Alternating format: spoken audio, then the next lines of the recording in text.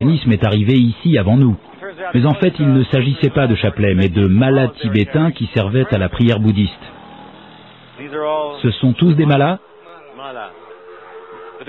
Par une curieuse coïncidence, les malas, comme les chapelets, sont composés de 108 perles. Et celui-là, je préfère celui-là. Ce qui m'intéresse, c'est le fait que seuls les chapelets chrétiens et bouddhistes ont cette similitude frappante. Assalamu alaikum.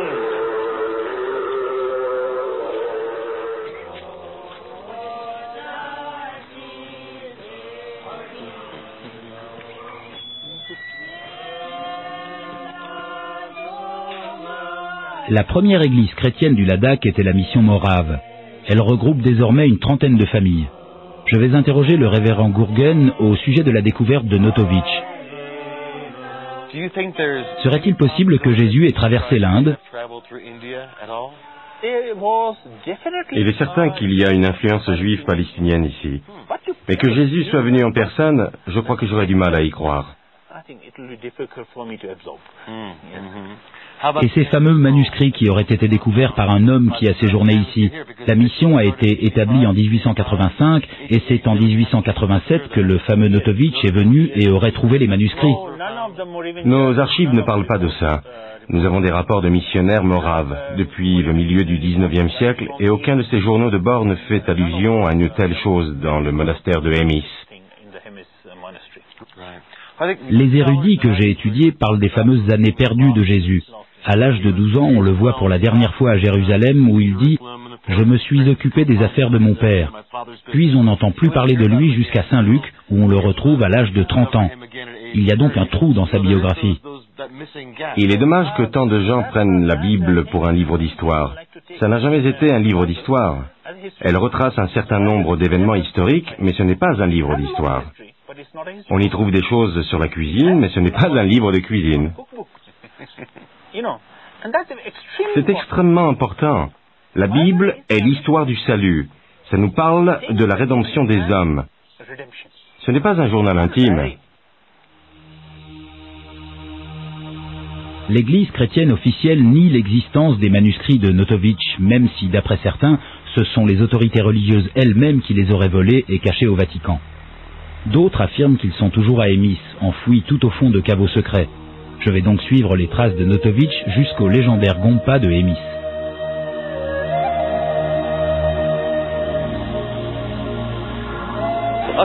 Le Gompa de Hemis est quelque part là-haut. Je me trouve à l'épicentre de cette controverse, là où Notovitch a découvert les manuscrits. C'est mystérieux, c'est magique, c'est un moment vraiment très fort et j'ai hâte de voir ce que je vais y trouver. Les manuscrits prouveraient que Jésus n'avait pas complètement terminé sa formation quand il est venu ici, aussi bien pour apprendre que pour enseigner durant son voyage vers l'Orient, et que dans un sens, l'hindouisme et le bouddhisme ont contribué aux enseignements que Jésus a ramenés en Palestine. Cette convergence des foi et des idées est passionnante.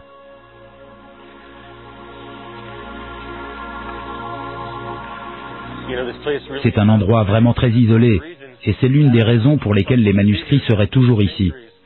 Par le passé, d'autres monastères ont subi des inondations ou des pillages de toutes sortes, mais ce monastère, de par sa situation excentrée, est devenu un dépôt pour des tas de choses. Donc, si les manuscrits sont quelque part dans la région, c'est sûrement ici. Regardez-moi ce superbe plafond. Un très beau mandala. C'est le symbole de l'univers, formidable. De toute évidence, ça a souffert de l'humidité, mais on distingue encore les Bouddhas primitifs et le mandala que j'ai du mal à déchiffrer.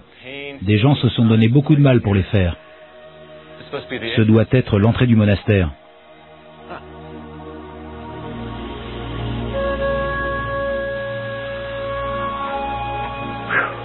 Le voilà enfin, le monde perdu du mystérieux monastère de Hemis.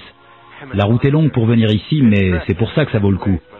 Allons voir ce qu'il nous réserve. C'est génial.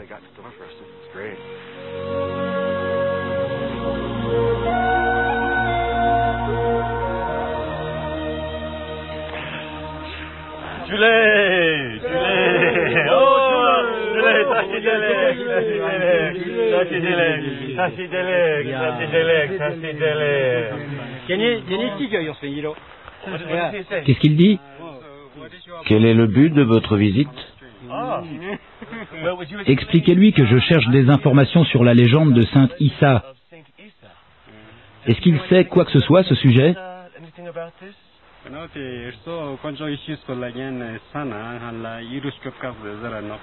Oh, yeah.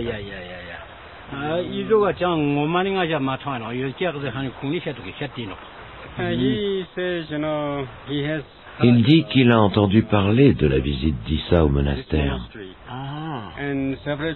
Plusieurs personnes sont venues au fil des années, parfois avec des livres, des informations, mais apparemment, lui seul a des informations. On peut s'asseoir une minute?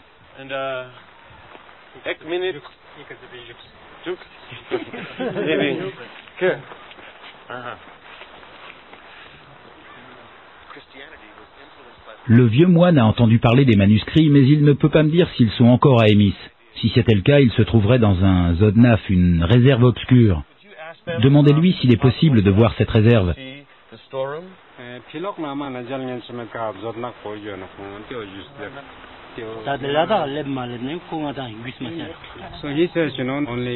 Il dit que leur lama est actuellement au Tibet et qu'il est le seul à avoir le droit de l'ouvrir.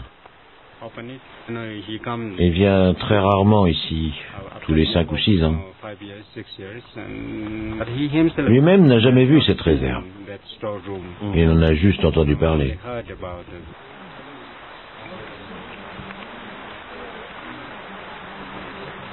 Sans le supérieur des moines, qui ne revient que tous les 5 ou 6 ans, je ne peux pas pénétrer dans la réserve secrète.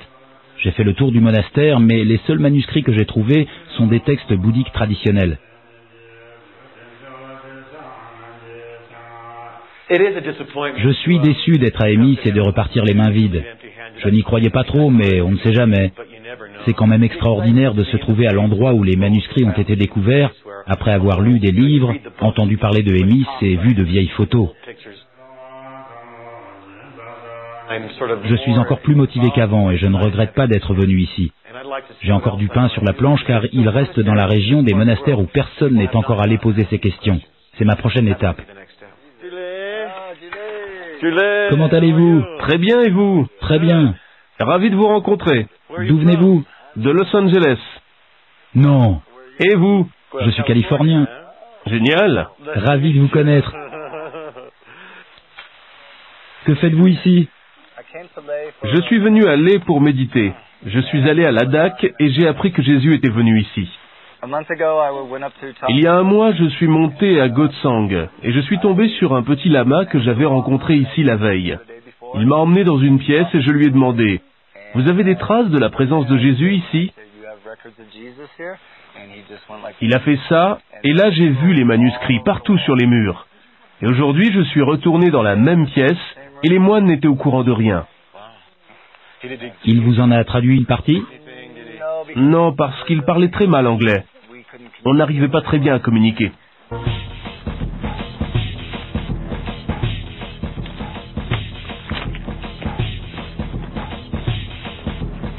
J'étais ravi de rencontrer quelqu'un qui connaissait et croyait cette histoire, mais je tenais à parler à un érudit de la région. Je rencontre Abdul Ganachek dans un gompa proche de Émis où une danse masquée rituelle est en cours.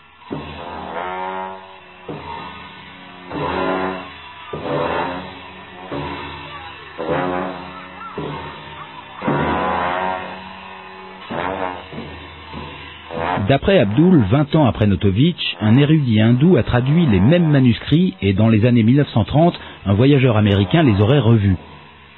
Il pense que les manuscrits existent bel et bien. La seule question qu'il se pose est où sont-ils passés? Dans le passé, les livres de valeur de certains gompas étaient à la disposition d'administrateurs. À l'époque, ces gens avaient une plus grande influence que maintenant.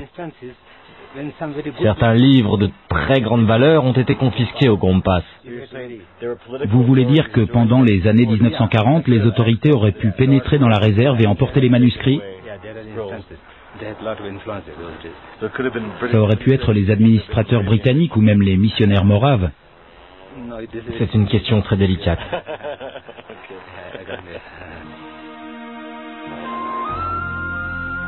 On nous a parlé de la vallée de la Nubra, de l'autre côté de cette montagne, qu'on atteint après un col à 5600 mètres d'altitude. Elle est ouverte aux étrangers depuis quelques années seulement. Il y a de grands monastères là-bas. Croyez-vous que ça vaille la peine d'aller voir s'ils ont entendu parler de cette histoire ou de manuscrits cachés dans une réserve? Oui, vous devriez essayer, c'est possible. On trouvera peut-être un jour ces manuscrits sur Jésus. Ça vaut le coup? Tout à fait.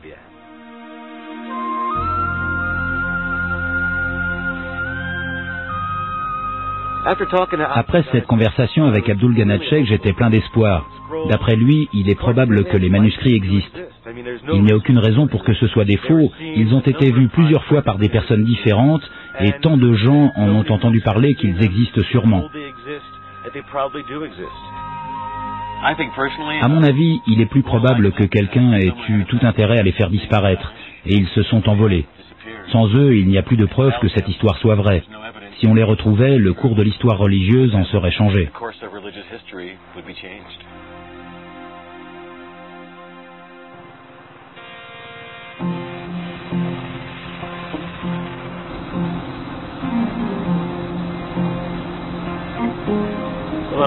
Je quitte Leh après avoir parlé à des gens qui connaissent la légende. C'est encourageant. D'après certains, il n'y a aucune preuve. Pour d'autres, les preuves sont irréfutables. Donc la clé de toute cette histoire demeure les fameux et insaisissables manuscrits de Notovitch. Et tant que personne ne les aura retrouvés, l'énigme restera entière.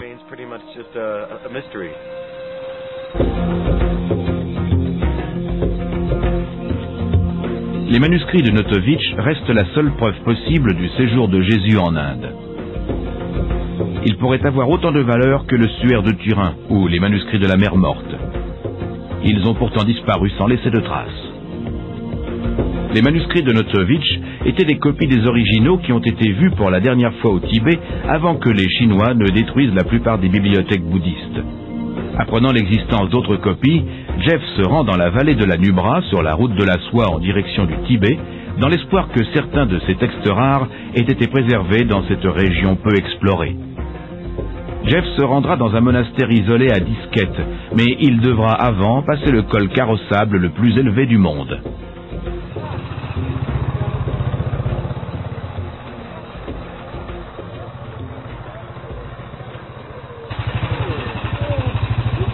Alors c'est là? On y est.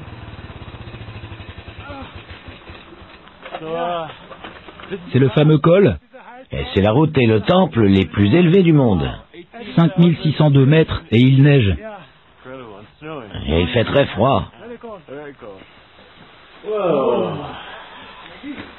Regardez-moi ça. Tous les dieux et les gourous imaginables. Et le Dalai Lama. Hé, regardez qui voilà. On l'a trouvé, notre Jésus, dans l'Himalaya. C'est vrai. Regardez, il y a même Marie. C'est formidable. Toutes les croyances sont représentées ici à 5602 mètres d'altitude. Il y a toutes sortes de sectes de yogis.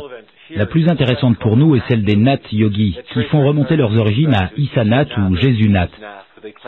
Selon eux, c'est un professeur venu de l'Occident qui les a poussés à briser le système des castes et prônait l'égalité, avant de repartir à l'Ouest où il a été crucifié.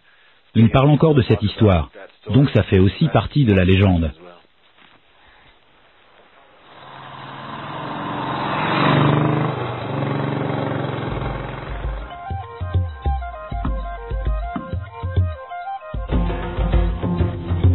Je suis ravi d'avoir rencontré des érudits qui ont fait des recherches sur cette légende, mais j'espère encore rencontrer quelqu'un qui aurait entendu des contes populaires sur Jésus.